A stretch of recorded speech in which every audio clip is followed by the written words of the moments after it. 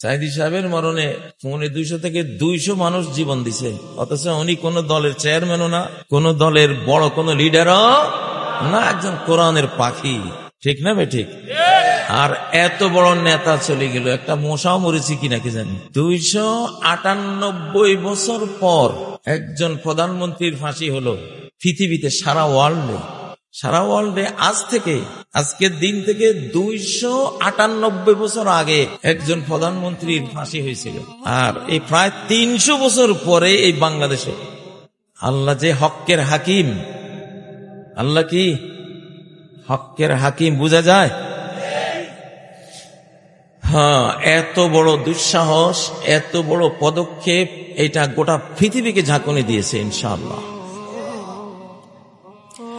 من يعمل سوءا يجز به, সূরা নিসায় আল্লাহ বলেন মান ইয়ামাল সুআন, মন্দ যেই করুক না কেন, সে হাসিনা হোক, খালেদা হোক, সে ট্রাম্প হোক, পুতিন হোক, নেতানিয়াহু হোক, মোদি হোক, কাজী ইব্রাহিম হোক, হাজি সেলিম হোক, তারপরে আরো কে হয় হোক, পৃথিবীর যেই মান ইয়ামাল সু করবা, মন্দ করবা, সিন করবা, পাপ করবা, জুলুম করবা, অত্যাচার করবা, গুণ খুন এসব করবা, জুলুম অত্যাচার করবা, ইউজে যাবে, তার পানিশমেন্ট তাকে দেয়া হবেই। গতকালকে এই আয়াতটা বাস্তবায়ন হলো বাংলাদেশ। من يعمل سوءا يجز به, ইউনিভার্সাল ল, মহাজাগতিক আইন আল্লাহ। ফেরাউন সু করেছে, বন্ধ করেছে, পানিশমেন্ট হয়েছে কিনা?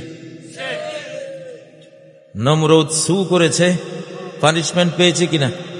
কেউ ফেরাতে পেরেছে? ولا يجد له من دون الله وليا ولا نصيرا, আল্লাহ যখন ধরবে না, সে কোন অভিভাবক যত বড় রাষ্ট্রই হোক বাঁচাইতে পারছে? হ্যাঁ, ওয়ালা নাসিরা, কত ফলোয়ার আছে বাংলাদেশে, কোটি কোটি ফলোয়ার, কেউ সাহায্য করতে পারছে?